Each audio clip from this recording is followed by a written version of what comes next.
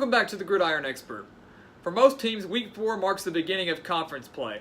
And while non-conference games are certainly important, especially for resume building, conference games are those that can really make or break your season. So today we are breaking down the 5 biggest games of Week 4, 4 of which are conference games. And we'll start up here with Florida Atlantic at number 16, Central Florida. And it's not very often that you see a group of 5 teams make the big board for the biggest games of the week here at the Gridiron Expert. But today we're making an exception because this is going to be a very intriguing matchup, one that I believe comes on this Friday night between Lane Kiffin and Florida Atlantic and Josh Heupel at Central Florida, 2 teams that have very prolific offenses. I'm very excited to watch this one. I really think this could be a very close game. I think Central Florida is favored by about 13 right now. You've got Devin Singletary with the Owls, a very dominant running back, and then you got McKenzie Milton, one of the better quarterbacks I think in the entire nation with Central Florida. So I'm giving the edge to Central Florida right now. Obviously, home field advantage does play a role in that. I truly believe that the Knights are just a little bit better. Do I think they're more battle-tested than Florida Atlantic? Maybe not. Florida Atlantic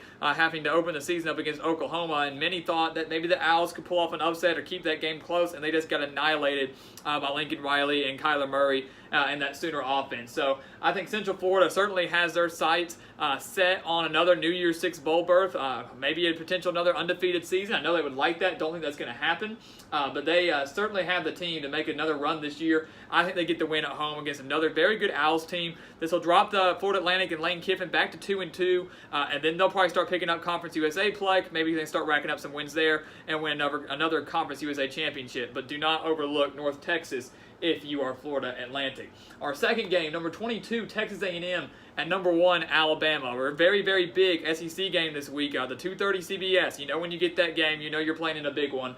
This is just intriguing because you get to see Jimbo Fisher go up against Nick Saban. Something that you don't see very often. Obviously, we saw it last year to open up the season when Florida State opened up against Alabama, number 1 versus number 3.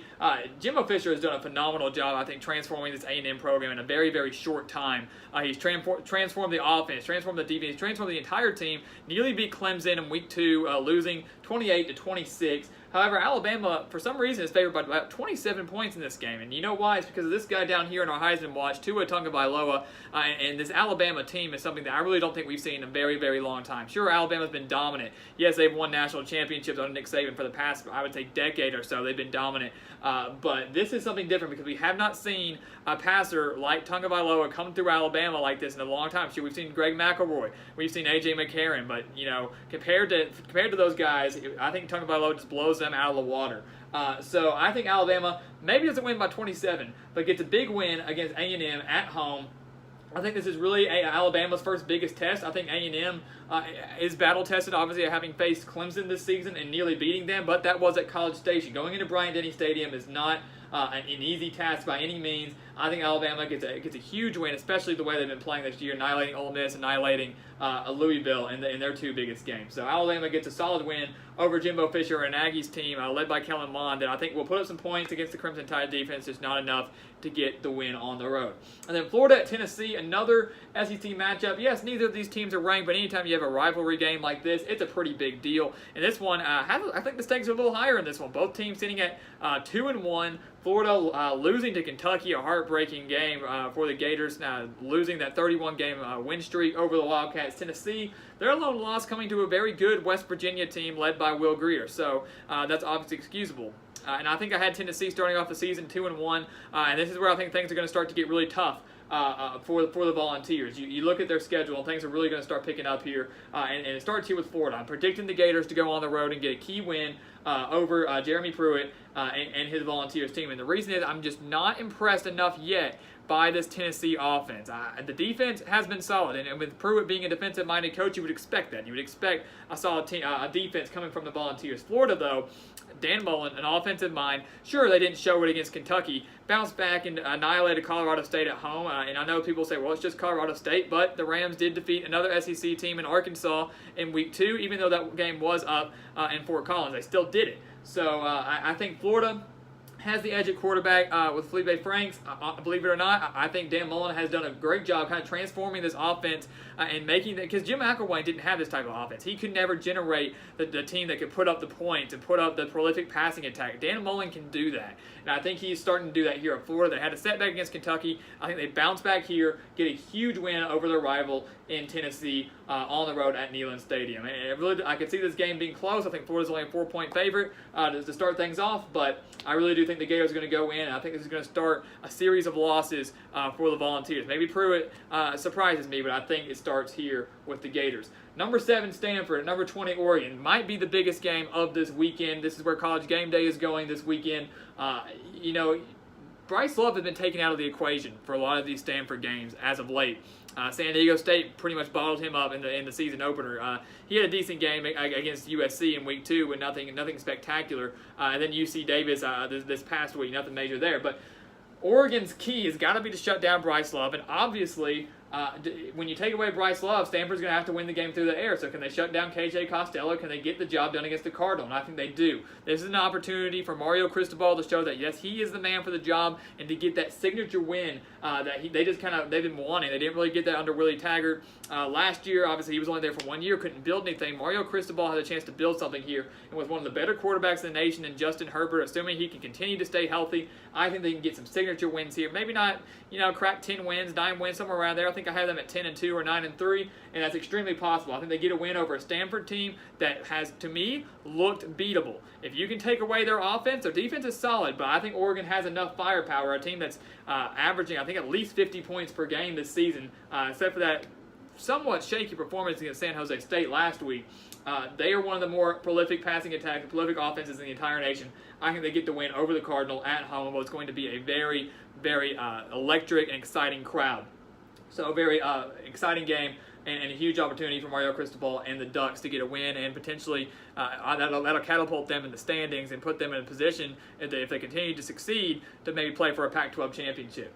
And then number 18, Wisconsin at Iowa. This is another huge game. Wisconsin suffering one of the biggest upsets of last week, losing at home to BYU. They were over 20-point favorites against the Cougars and lost 24-21, and I believe missing the game-tying field goal for the Badgers. So that's just a heartbreaking way to lose a game. And obviously, they can't afford to have 2 losses in a row if they're still wanting to try to climb their way back up into college football playoff discussion. The schedule last year for Wisconsin wasn't good. That's why a lot of people criticized it, and that's why you lose one game to Ohio State in the Big Ten championship game, and you're out. You go to the Orange Bowl. They have the opportunity this year with the strength of schedule that they have to, maybe if they win out, still make the college football playoff. They lost in non-conference. It's not a big deal, but you've got to go to Kinnick Stadium at night and face a good Iowa team. I'm giving Wisconsin the win.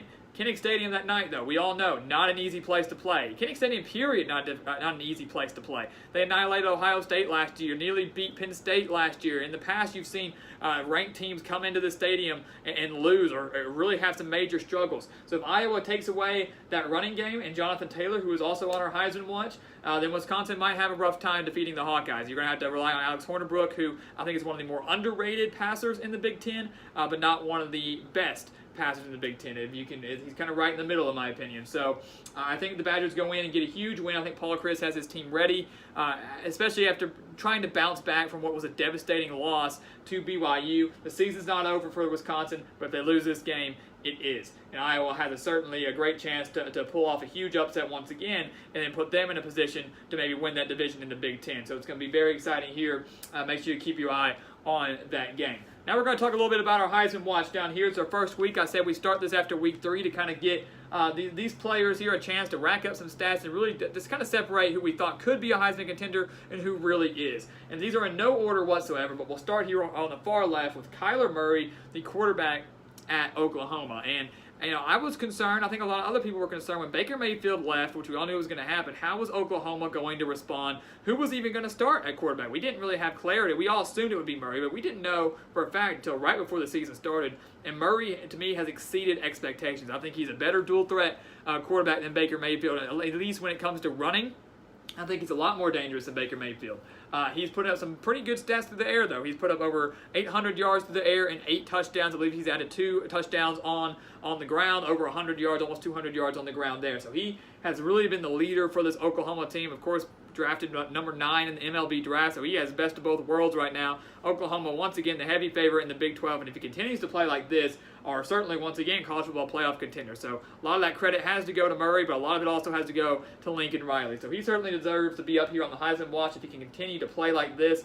But they haven't faced anybody extremely tough yet. Florida Atlantic, UCLA, and Iowa State. We need to see him go into a big game, one that has a whole lot of meaning, like against the TCU, against the Texas, somebody like that, Oklahoma State even, and see how he performs under high-pressure situations and against some of these tougher defenses across the nation and in the Big 12. Tua Tagovailoa, we addressed it up here when we talked about Texas A&M and Alabama. He is on a whole nother level. I saw a chart the other day that basically most of the drives that Tagovailoa leads, most of them result in points. Rarely do you see Tagovailoa go out there on the field and go off the field because of a turnover or a punt. If it's a turnover, it's usually not his fault. It's usually a fumble. He goes out there and at least gets a touchdown, maybe a field goal. He is really transformed this whole Alabama offense, who in previous years we've seen rely on the run with solid running backs. You got Trent Richardson, Mark Ingram, Derrick Henry, Bo Scarborough, guys like that. And you look at Tua Tagovailoa, they're resulting a lot to the pass because why not? You want to play to win the game, and he is going to win you these games. He's something that I have not seen come out of Alabama in a very, very long time. So certainly deserves to be up here on the Heisman watch, putting up some massive stats. Will Grier also putting up some massive stats. One who I think is probably the best quarterback in the country right now. He's got to stay healthy. Obviously had injury problems last year towards the end of the year, but over 700 yards already through just 2 games because their game against North Carolina State was canceled. He already has 9 touchdowns, so 9 touchdowns in just 2 games and almost 800 yards. So Will Grier putting up some massive stats. I think might be Kyler Murray and Oklahoma's biggest test in the Big 12. Texas might be back after that huge win over USC. We'll have to wait and see. But West Virginia, lurking right outside the top 10 at number 12 in the country, still has a very solid chance there.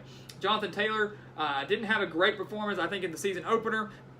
Kind of picked it up a little bit, bounced back. He has over 500 yards to just 3 games, obviously putting up some big numbers there. Can he continue to do this in Big Ten play? Can he do this Saturday night against Iowa? That's going to be a big question. If he can put up some big numbers, rush for over 100 yards against Iowa, he will remain a very major threat in the Heisman race. Obviously, Bryce Love nowhere to be found up here because he has not been putting up the numbers that we saw him do last year. I thought those were the 2 best running backs in the nation. Bryce Love still very dominant, but teams are starting to figure him out. Teams still can't seem to figure out Jonathan Taylor. Over 500 yards in 3 games, very impressive for him. And then A.J. Dillon, one of those dark horse guys, because Boston College, you don't really consider a national contender, but they are in the top 25 now. They are 3-0, have the potential to start 7-0. A.J. Dillon is averaging 7.3 yards per carry. That is insane. That's insane for a running back. 7.3 yards per carry. Already has 4 touchdowns. He has been the main leader for this Boston College team. Obviously, they are in the running to maybe be a legitimate threat in the ACC. I cannot wait to see how the Eagles do over the course of these next couple of weeks. Can they upset Miami, get a huge win there? Could they potentially win their division? We're just going to have to wait and find out. But A.J. Dillon has been the leader for the Eagles team. If you take him away, Boston College, I think, would struggle a little bit, but he deserves to be up here in the Heisman watch. Obviously, I think he and Jonathan Taylor are the biggest running backs that have the best shot at winning the Heisman as of right now. We still have a long ways to go. We just finished up a quarter of the season. We got 9 weeks left to go, maybe a little more, for these guys to still make their mark and put up some major stats and try to get that coveted Heisman Trophy. And as I always say, we will do this every week. When we do our previews, we will go back and look at the week that was and review our Heisman watch. So these are the biggest games of Week 4. Conference play for a lot of teams starts this week, so make sure you get ready to watch that. It's the most exciting time of the year. Non-conference is great, but conference games are even better. You got rivalries. You got games that are going to impact the conference races. Can teams finally break through and make that elusive conference championship game? It's going to be very exciting to see. Biggest one, I think, in my opinion, Stanford at Oregon. Where College Game Day is. That's where I'm going to be Saturday night on the couch watching this one. So get ready. Week 4 is about to be underway, starting off this Friday night, but the big one's coming this Saturday night. So as always, please continue to like, comment, and subscribe, and we will see you next time on The Gridiron Expert.